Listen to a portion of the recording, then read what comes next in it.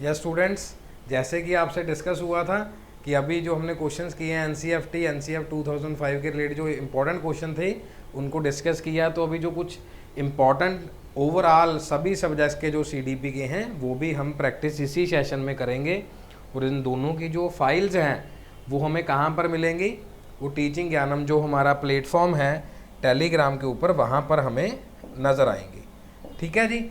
तो जो हमारा फर्स्ट क्वेश्चन है, development is controlled by which of the following factor, mean जो विकास है उनमें से कौन सी ऐसी चीज़ है जिसमें से इन चीज़ों को हम कंट्रोल कर सकते हैं। चाइल्ड का जो फिजिकल एट्रीब्यूट है, या चाइल्ड का जो क्लासरूम का एनवायरनमेंट है उसके रिगार्डिंग, या फिर चाइल्ड का जो टेम्परेमेंट है छोटे होते समय से पेशेंस है नहीं है, या ऑल ऑफ दी अबव, कि जो उसका विकास है किन चीज़ों से कंट्रोल में किया जा सकता है।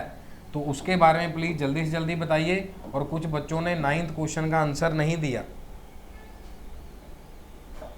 कुछ बच्चों ने रिप्लाई में नहीं दिया।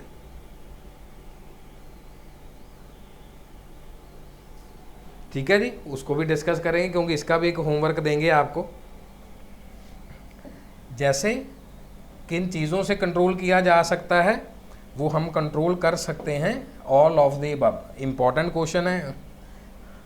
अब अगर उसके जो फिजिकल एट्रीब्यूट्स हैं अगर उसके अंदर कमियां होंगी तो तब भी डेवलपमेंट रुक जाएगी। अगर उसका एनवायरनमेंट ख़राब होगा क्लास का तब भी कमियां रुक जाएंगी।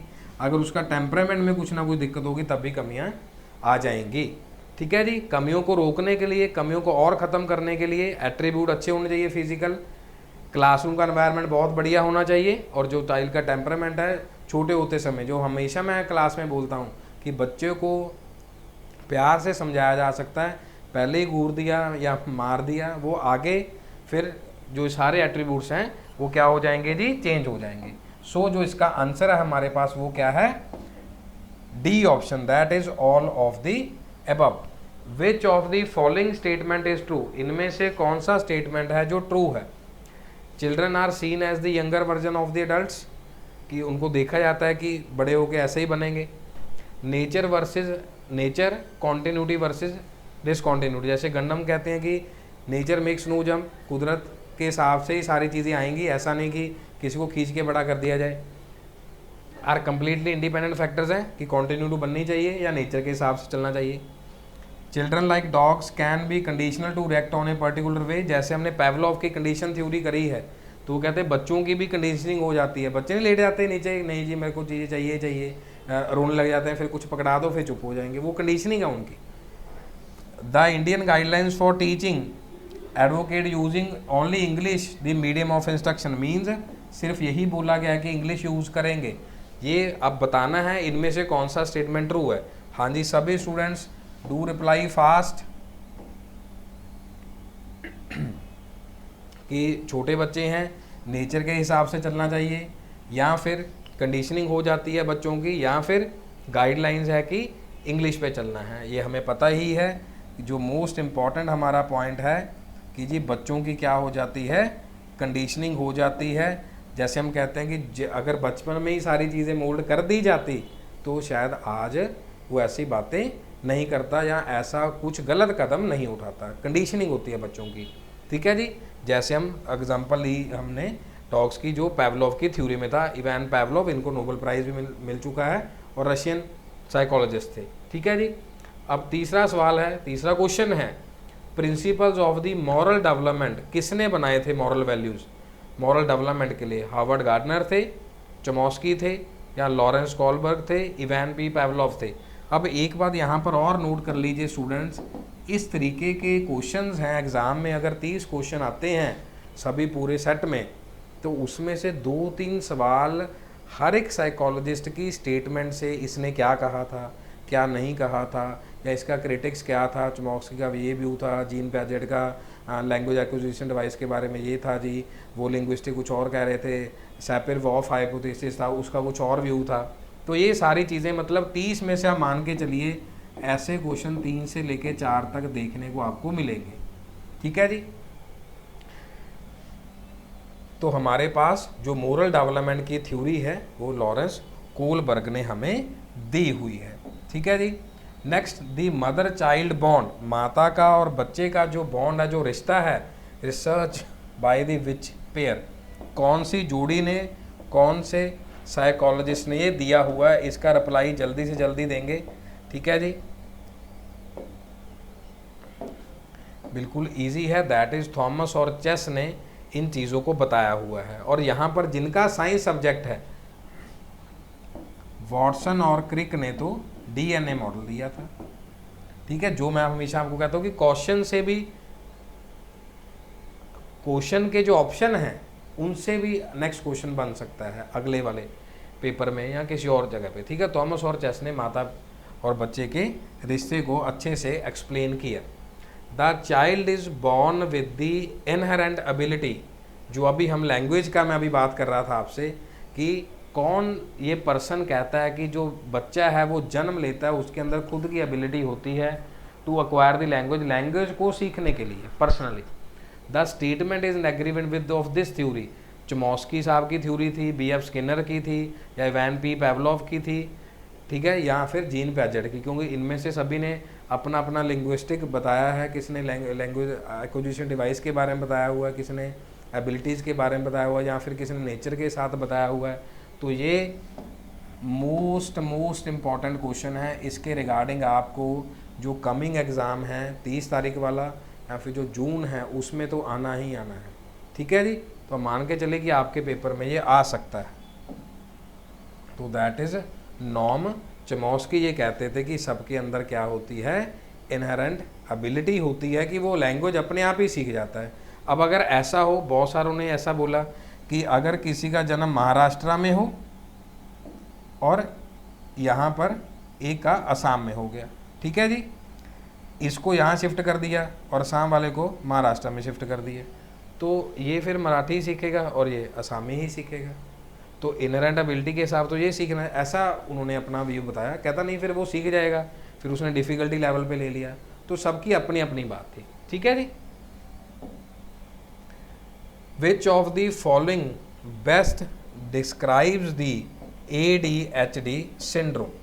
ठीक है जी, इनमें से कौन सी चीज़ें हैं जो हमें, ये शायद पिछली वाली स्लाइड का अपने आप ऐड हो गया है सॉफ्टवेयर में, सो इसके ऊपर आप फोकस कम करें। ठीक है जी, सो दैट आप क्वेश्चंस को लगाएं।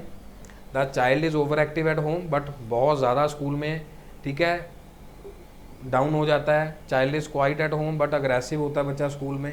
ठीक है, या बस को टीचर कहता है यार आपके बच्चे की तो आवाज़ ही नहीं आती, हम कहते हैं सर घर की रिकॉर्डिंग भेज दें कि कैसे आवाज़ आ रही है।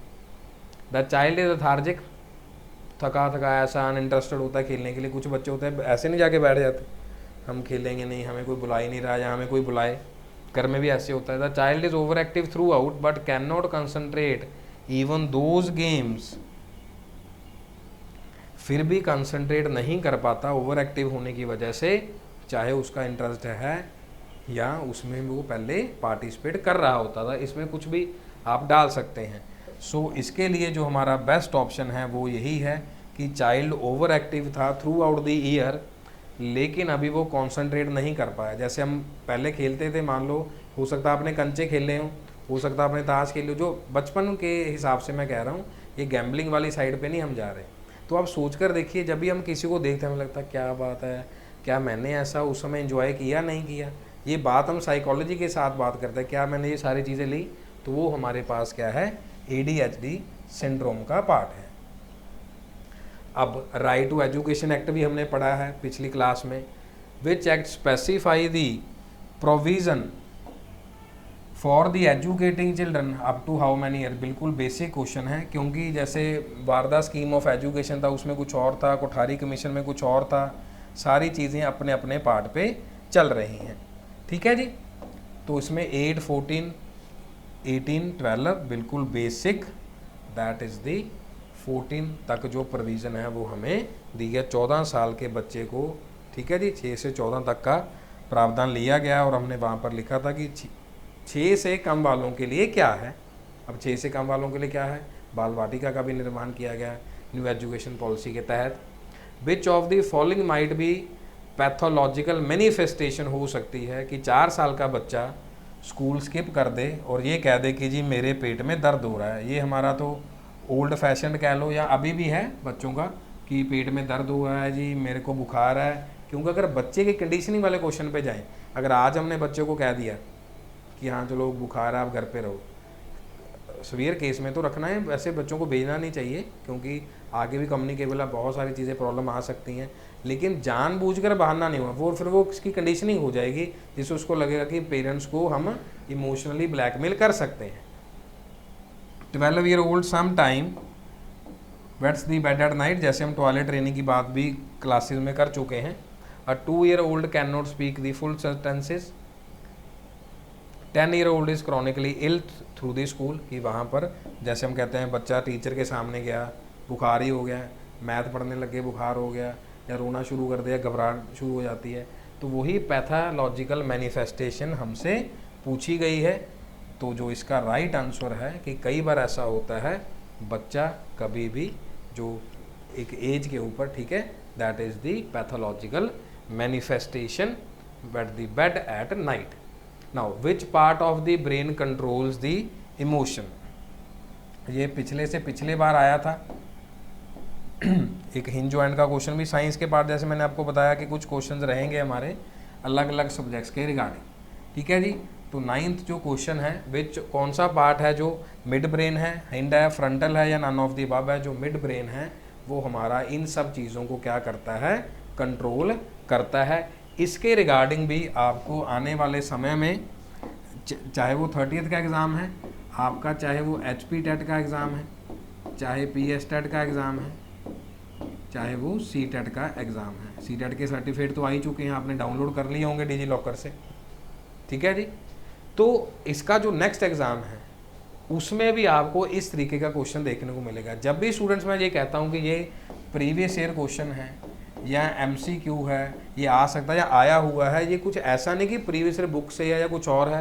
It's all about the experience of 8 years को ऐड करके कि कैसे एग्जामिनर चूज करता है। हाँ, हमारी वो आदत नहीं है कि हम किसी की तरह कह दें, चैलेंज कर दें कि ये आता ही आता है, देख लेना आएगा। ये है कि आ सकता है और आया हुआ है, और एग्जामिनर का जो पॉइंट ऑफ व्यू है वो इसको ले सकता है बिकॉज ऑफ द इम्पोर्टेंस, या फिर कंफ्यूज करने के लिए। ये किसी डिपार्टमेंट को चैलेंज नहीं होता है इसलिए कि हाँ नहीं ये तो पक्का ही डालेंगे। अब कुछ लोग यूट्यूब पे ये बोल देते हैं कि नहीं जी लोग हमारी क्लास ही देख रहे हैं, जो वहाँ पे क्वेश्चन आएंगे आएंगे। कई लोग तो ऐसे भी कह देते हैं, ठीक है। ऐसा नहीं, इस पार्ट को समझना, ये सिर्फ आपकी इंपॉर्टेंस को लेके, जैसे हमारे स्कूल वाले मैडम नहीं लिखवा देते थे कि बेटा इस पे वेरी इंपॉर्टेंट लिख लो, एक्सट्रीमली इंपॉर्टेंट लिख लो, ये सारी चीज़ें लिख लो, तो ये चीज़ें उसका पार्ट है, ठीक है जी। चलो, इसका जो क्वेश्चन है हमारा, who first describe the operant conditioning, किसने ऑपरेंट कंडीशनिंग को डेवलप किया था। तो ये भी आपका क्या है, होमवर्क है।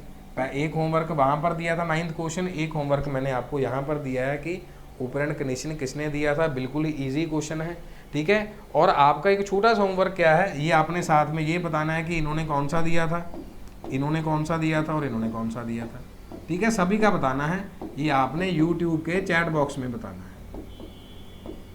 मैं फिर आपको कह रहा हूँ, जितने ज़्यादा PYQ, जितने ज़्यादा MCQ करेंगे उतनी ही ज़्यादा प्रैक्टिस होगी। और यहाँ पर हमारी क्लास में क्या है, हम साथ में कंसेप्ट को भी फॉलो कर रहे हैं, कंसेप्ट को भी सॉल्व कर रहे हैं, ठीक है जी, जिससे आपकी सारी चीज़ों की रिवीजन हो रही है, ठीक है जी। इस फाइल के आगे भी बहुत सारे क्वेश्चन हैं, so do install the Telegram, और जो वहाँ पर टीचिंग एग्ज़ाम करके चैनल है, ठीक है, उसमें से ये दोनों फाइल्स आप डाउनलोड कर सकते हैं। अगर फिर भी कोई दिक्कत परेशानी रही तो मैसेज कर सकते हैं यूट्यूब पे, अदरवाइज़ इस नंबर पे मेरे को आप बता देना, ठीक है। ये ऑफिस का नंबर है यहाँ का, सो उस तरीके से आपको रिप्लाई मिल जाएगा। सो थैंक यू आज के लिए, ठीक है। और फिर हम मिलते हैं नेक्स्ट क्लास में शाम के time. Thank you so very much, God bless you, do positive study.